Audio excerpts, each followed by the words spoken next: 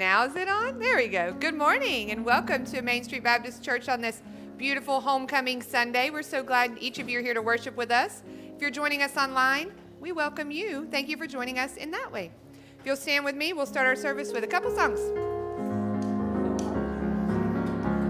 I wandered so aimless, life filled with sin. I wouldn't let my dear Savior in. Then Jesus came like a stranger in the night. Praise the Lord, I saw the light.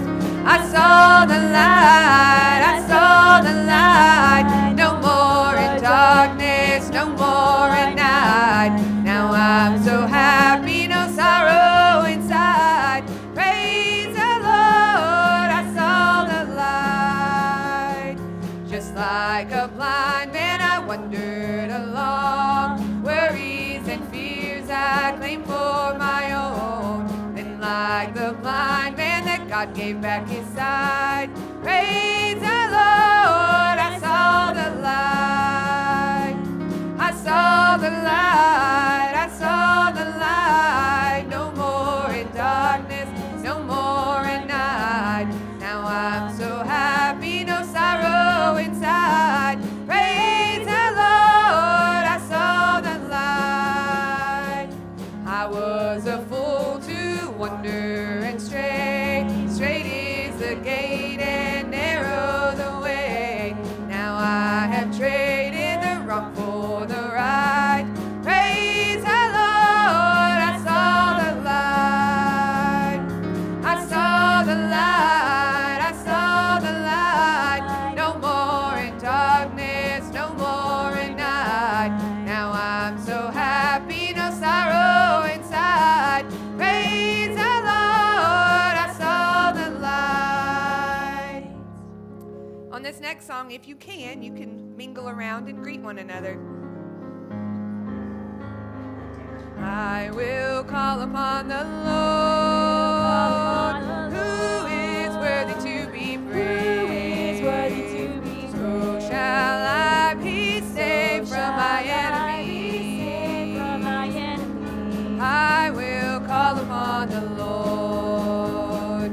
I will call upon the Lord, who is worthy to be praised. So shall I be saved from my enemies. I will call upon the Lord. The Lord liveth, and blessed be the rock. Let the God of my salvation be exalted. The Lord liveth, and blessed be the rock. Let the God of my salvation be exalted. The Lord liveth, and blessed be the rock. Let the God of my salvation be exalted. The Lord liveth, and blessed be the rock. Let the God of my salvation be exalted. You may be seated. I'd like to invite our youth band up along with our ushers. If you're a member here with us at Main Street, we encourage you during this time of tithe and offering to give back that which God has blessed you with. If you're visiting with us today, you don't feel like you have to give, but we're hopeful you grabbed a couple of things in the back. And if you need them, maybe a couple of our kiddos if you raise your hand, we could get them to you. First, we have our connection cards in the back. We would love to pray with you, pray over you, pray for you, pray with you. Fill those out. You can drop them in the offering, or you can drop them in, there's a box kind of behind Jonathan on the sound booth. But also, we're hopeful you grabbed our sermon note sheet. If anybody needs one of those, if you want to raise your hand, some of our kids will bring them to you. I don't know if everyone saw them. Anna, can some of you guys bring some of these to the people that have their hands up? So she'll bring some around. So on the front, we have our announcements, and on the back, we have sermon notes you can follow along with Adam's message today. So if you will bow your heads and close your eyes with me, we are going to pray for our offering. Dear God, thank you so much for bringing us together today to worship you. We thank you for this beautiful homecoming that we can celebrate. We ask you to bless this offering to be used for your kingdom here at Main Street, dear God. And we ask you to be with Adam as he brings our message today, and let your power and presence flow here. In your name we pray. Amen. So we got our youth band up here. They're going to share a song with you.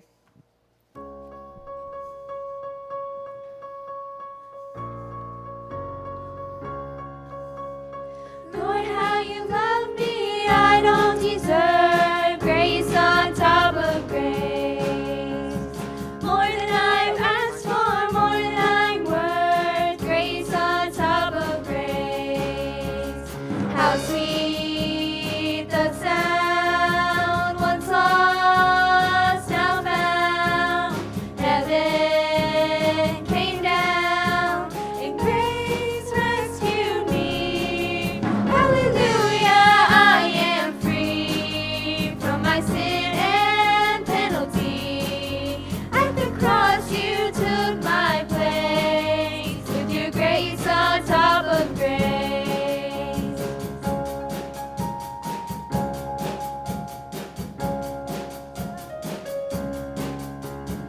Lord, how you love me, I don't deserve grace on top of grace. More than I've asked for, more than I'm worth, grace on top of grace. How sweet the sound, once lost, now found. Heaven came down, and grace rescued me. Hallelujah, I am free from my sin and penalty. At the cross you took my place, with your grace on top of grace. Your grace on top of grace. With your grace on top of grace.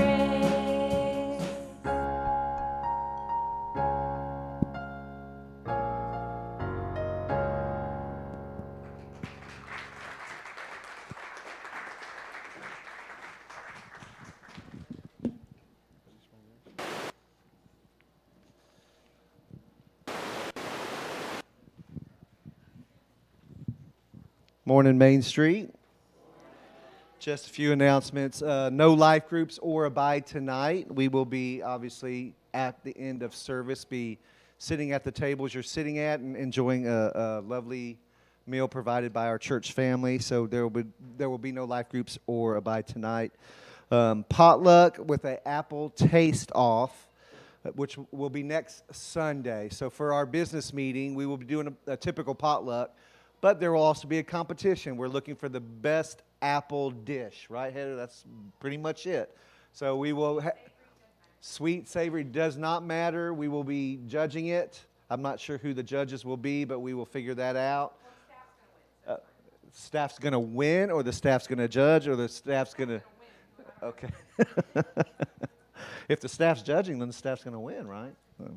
Just kidding. But anyway, yeah, we encourage you guys to be a part of that. As always, it's a time of fellowship, time of fun. We will be doing some church business there, but our business meetings are always open to anyone who is here visiting.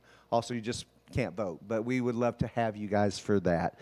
Still encourage you guys to sign up for that if you're interested. It is not a group text, everyday text. It's going to bug you every hour, every second of the day. It strictly is just for important information or emergency type information.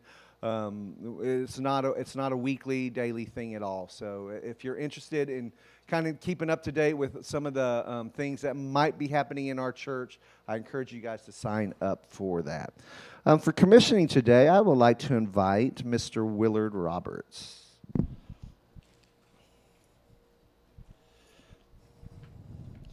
Come on down, Mr. Willard.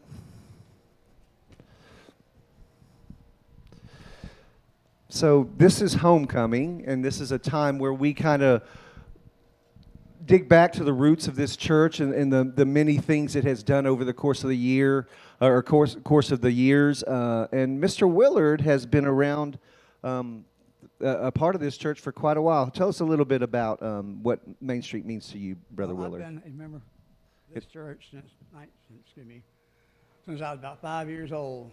I went to the old Second Baptist Church, or Tabernacle, and I have a lot of memories of that place. I can tell you the history of that church, and I can tell you the history of this church. I was went there with Brother Collins was a pastor, and then I know a lot of his family are still living, and I'm in contact with them. So yes, he has been here for a very long. I'm not going to ask. You've been a member since you were 5, but I'm not going to ask you how old you are now. But it's probably been a long time. But he definitely has. When the church burned down, it was a very obviously heartbreaking time for many of us, especially our older members. But he does have a lot of stories, and we dug out a lot of pictures, and he could talk about them. So if you're interested in understanding or knowing that, Mr. Willard might be the first stop you want to make in trying to understand just the history and the heart of Main Street Baptist Church. His wife is Rima Roberts. She's not here today right now, but it is her birthday today, so if you see her, you could tell her happy birthday. We just love these two very much. Tell us a little bit, Mr. Willard, about kind of what's going on in your life today. Well, I'm retired and worked with the city of Bartow for 19 years, retired from the Air Force, and now I work part-time with the Sheriff's Department. And plan to keep active in the church activities. And I do have pictures of the old tabernacle. I do have pictures of when the church burnt. I have pictures of that. I'd be glad to share them with you. He definitely would love to share them. He shared it with many in my family, I think in Adam's family too, but his heart definitely runs deep. I think obviously being 5, he didn't show up here on his own. His mom and dad have been a founding member of the church and been a part of this church for so long. How can we as Main Street Baptist pray for you as you move forward in today, working with the Sheriff's Department, working in the community like you do right now? Just pray for me to continue on serving the Lord. Okay. Well, would you please join me as we lift up Brother Willard to continue faithful service with him.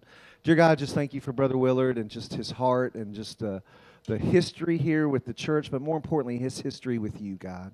And I just pray, Lord, as he continues, even at his age, to just do what he can to bring light to this community, the light of the gospel, the light of your love, God. I pray, Lord, that he will continue to just be a faithful servant, God, that you will direct his steps and just show him how he can just be Christ-like and touch the lives of those you bring across his path, God. I thank you for his faithfulness to his church, to your people here, and I pray, Lord, that you will expand his ministry, Lord, and Miss Rima's ministry here in Bartow. I pray these things in Jesus' name. Amen. Thank you, Brother Willard. If you'll stand with me, we'll continue our worship time.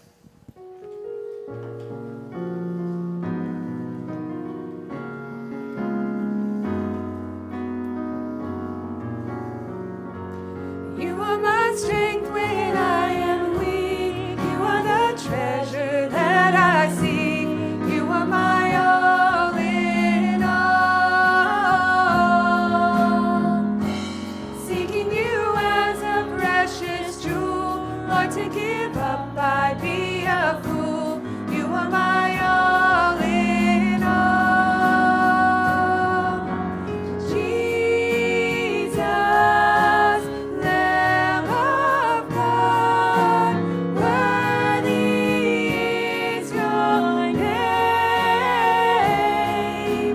Jesus, Lamb of God, worthy is your name.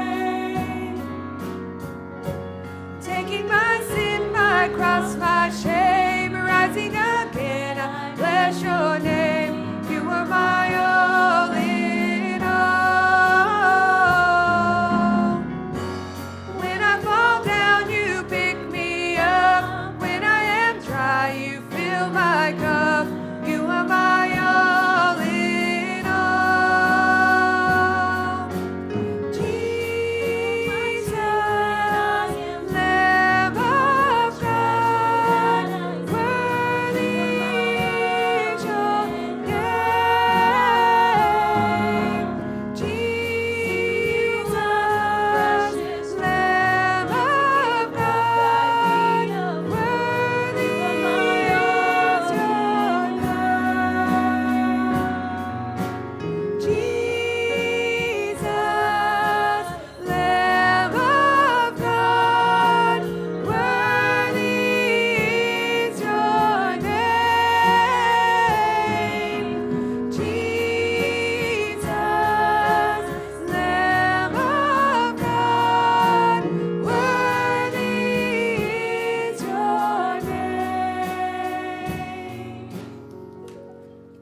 continue with Sovereign Over Us.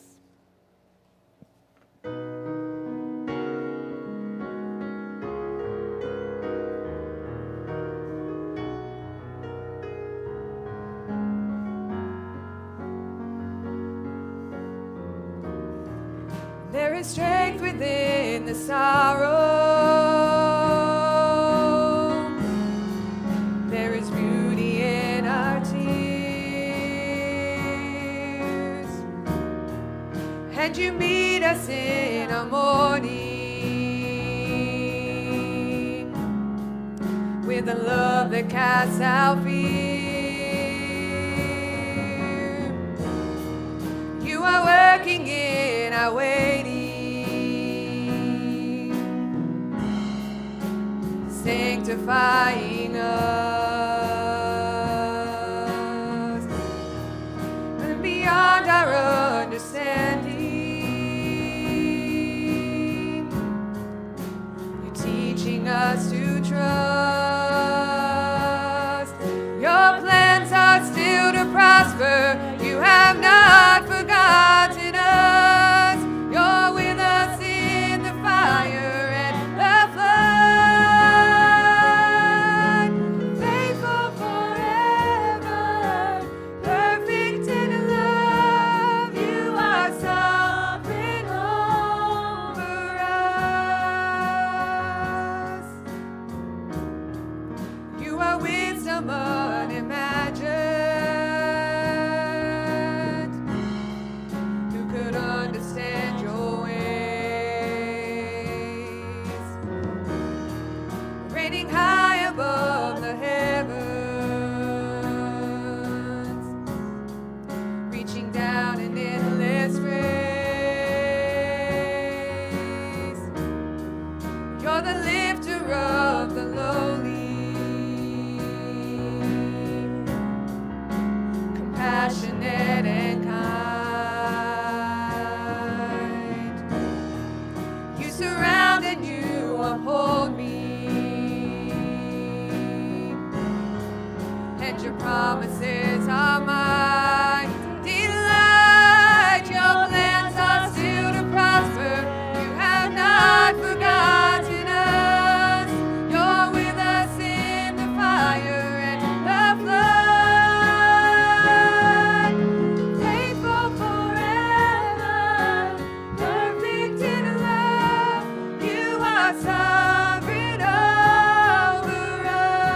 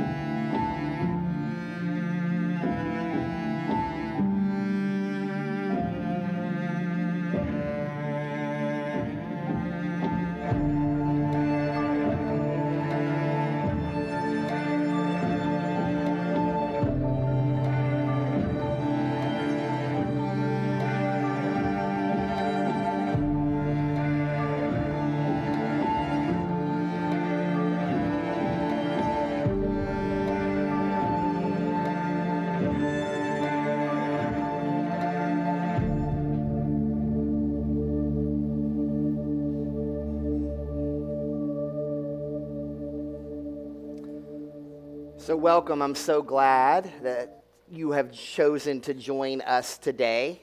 We are in week 2 in a series through talking about the life of David. And throughout this series, one of the things that we're going to look at and do is we're going to look at some of the characteristics, some of the traits, and some of the roles that David had in his lifetime. And today, we're going to focus on David being an amazing warrior. Now, this caused a little bit of problems with the guy that David followed, Saul, as the king, because everyone loved David and everyone proclaimed how great of a warrior he was all the time. We actually read this over in 1 Samuel chapter 18, verse 7. It says, "And the women sang to one another as they celebrated. Saul has struck down his thousands, and David his 10,000s." He was this amazing, amazing warrior. And we're going to look at where that being a warrior really started to come out in his life publicly. You know, I'm a big fan of a good movie motivational speech. Right? Like if they get up there and they have this rousing speech that they give, and in this situation, since we're talking about a warrior, let's look at speeches that a commander or a general would give. You know, you watch a movie and they give this speech and you're sitting there going, I don't even know what these people are fighting for, but I feel like maybe I could do that ready. I'm going to do this well. I'm going to go fight too. Maybe the speech is given in the movie because morale is down. Maybe it's done as a way to get them excited to fight the battle, or maybe they're ready to give up. But many times we see these speeches, and what it does is it becomes fuel so that the soldiers have the resolve to continue fighting. I want to share with you briefly a video of some movies probably most of you have seen, and some of the great lines and speeches given to these soldiers before they fight. Let's check out this video together. Seated that day, then shall our names, familiar in their mouths as household words, Harry the King, Bedford and Exeter, Warwick and Talbot, Salisbury and Gloucester, be in their flowing cups freshly remembered.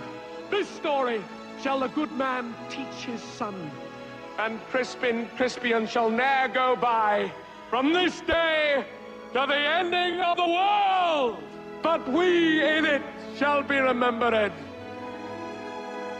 We few, we happy few, we band of brothers, for he today that sheds his blood with me shall be my brother. Be he ne'er so vile, this day shall gentle his condition. And gentlemen in England now abed shall think themselves accursed they were not here, and hold their manhoods cheap, whiles any speaks that fought with us upon St. Crispin's Day!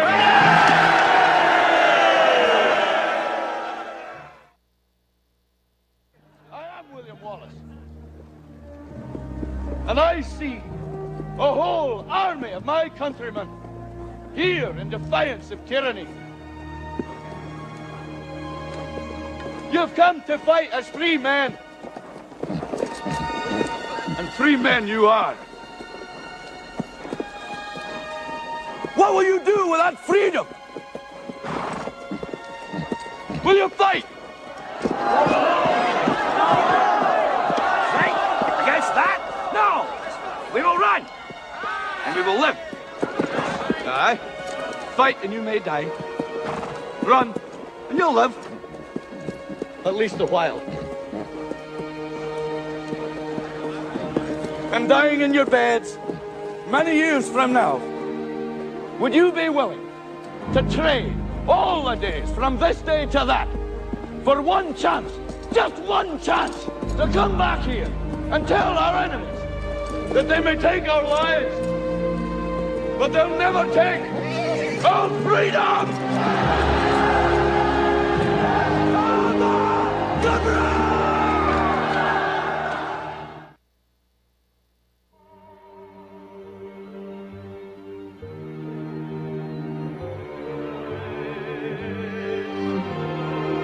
Strengthen on us, strengthen on us.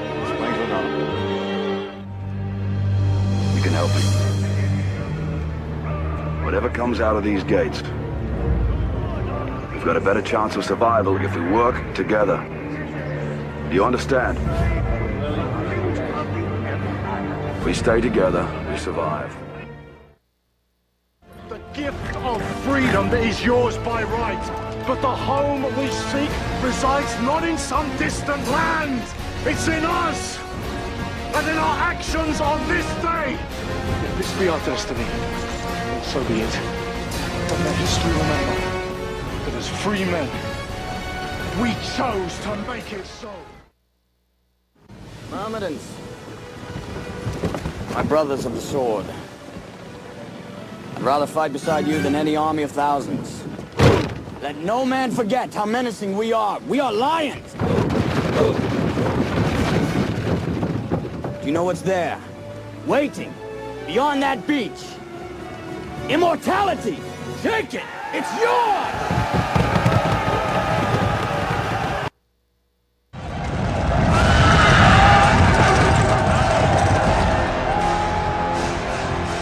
This is where we hold them!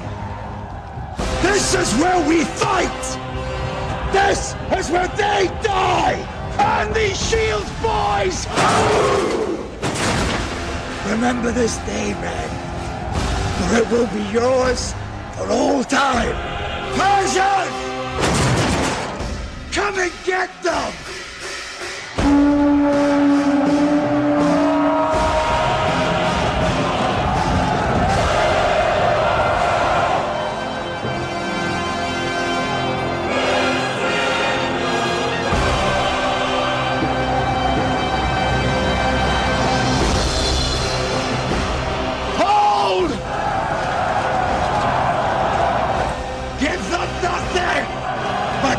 From them everything. Stay! So, when we hear a speech like that, who's going to likely win? The battle's going to go to the good guys. They're going to win. Every time we see a rousing speech like this, it gets our blood pumping and we root for them. That retelling, some of it is based upon historical facts, but that is all fiction. Because in real life, there's really no speech powerful enough to change troops' minds and make them fight harder or bring magic to them on the battlefield. I'm pretty sure that Josh Heupel gave a speech yesterday afternoon that did nothing to get our players ready to beat what they needed to do in Georgia. See, real life speeches can be powerful and moving. I'm not saying they can't. But in all of these instances, it's almost as if it gives them this superpower to do something super. And in all these situations, it didn't. The passage we're going to be looking at today in David's life actually has a rousing, blood-pumping speech that's given, but it's not a fictional speech. It's an actual exchange between the hero in this story and the enemy of this story. And it happens in 1 Samuel chapter 17. In 1 Samuel chapter 17, Israel is at war. They're at war with the Philistines. And the Philistines, they didn't believe in their God Yahweh. Now, the Philistines, they lived on the coast in fortified cities. But every so often, they would actually come inland and they would harass the people who were there, the Israelites specifically in this situation. The passage in 1 Samuel 17 describes the armies of both sides lining up for battle. And what they did before battle is they exchanged curses and taunts back and forth as a part of the pre-fighting, before they would actually fight, before the bloodshed would happen. And during one of those days where they were insulting each other back and forth, the best warrior of the Philistines, his name was Goliath, he presented himself in front of everyone and he issued a challenge. And the challenge was this. he, the Israelites' best warrior, wanted to fight against Israel's best warrior. And whoever won, the battle would be over. That country would be declared the victor. Now, it feels like fiction, which is why I wanted to play all of that fictional stuff we just did. When we get to the description of Goliath, it actually feels like just a movie you would be reading. It seems like fiction. Pick it up in 1 Samuel chapter 17, verses 4 through 7. It says this, "And there came from them out of the camp of the Philistines a champion named Goliath of Gath, whose height was 6 cubits and a span, and had a helmet of bronze on his head. And he was armed with a coat of mail, and the weight of the coat was 5,000 shekels of bronze. And he had bronze armor on his legs, and a javelin of bronze slung between his shoulders. The shaft of his spear was like a weaver's beam, and his spear's head weighed 600 shekels of iron. And his shield bearer went before him." So there's a couple things we need to note in this passage about Goliath. The first is translating what these ancient numbers would mean now. So it says that he was 6 cubits and a span tall, which means he would have been right at 9.5 feet tall. His armor was 5,000 shekels, which means the coat of armor he was wearing would have weighed about 125 pounds. It says his spear was like a weaver's beam, so it would have been around 2 inches in diameter, about 10 foot long. And the head of the spear weighed 600 shekels, which would be 16 pounds. Goliath was a giant of a man.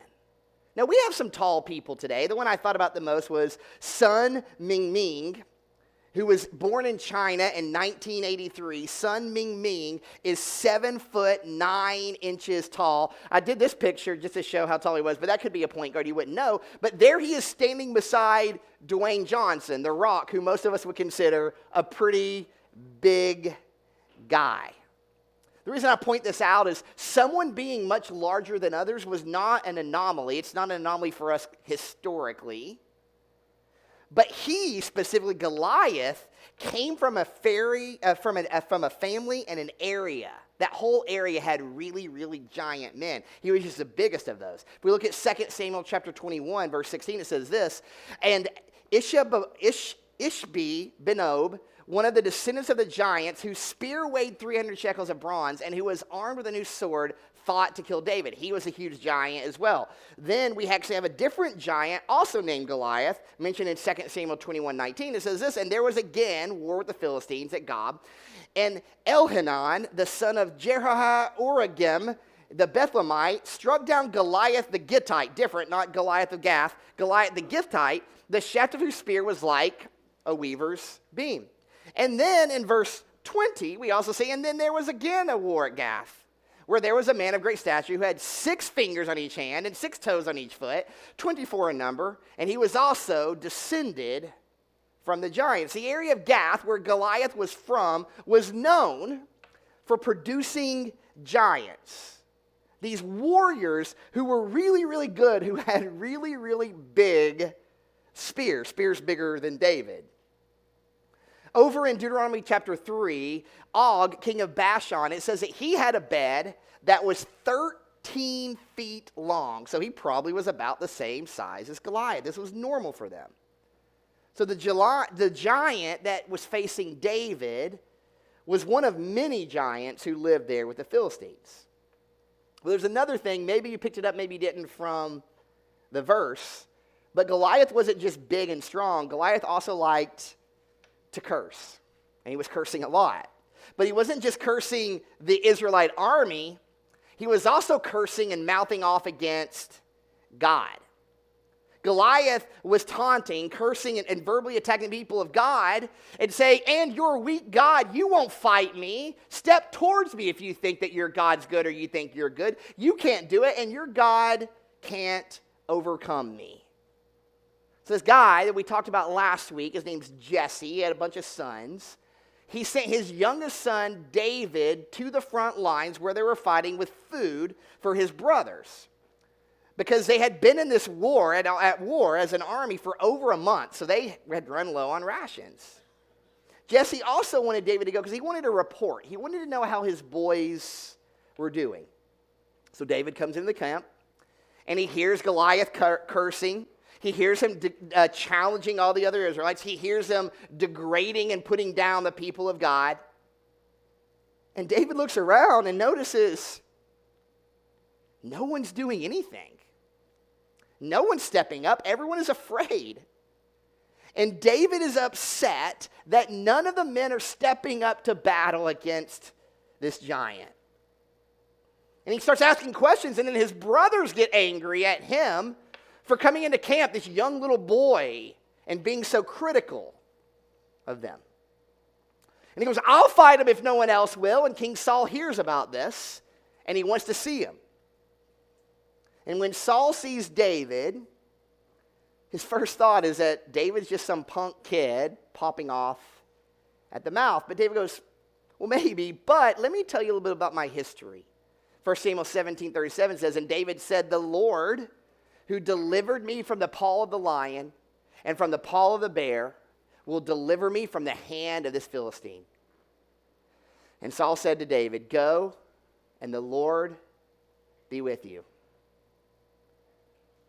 Pretty weird to me. Again, I probably as a king would say, cool story, but you're still a boy. You're not going anywhere. Saul goes, okay, what do we got to lose? Go ahead. You go fight Goliath. Now, I wanted to show you a little size comparison.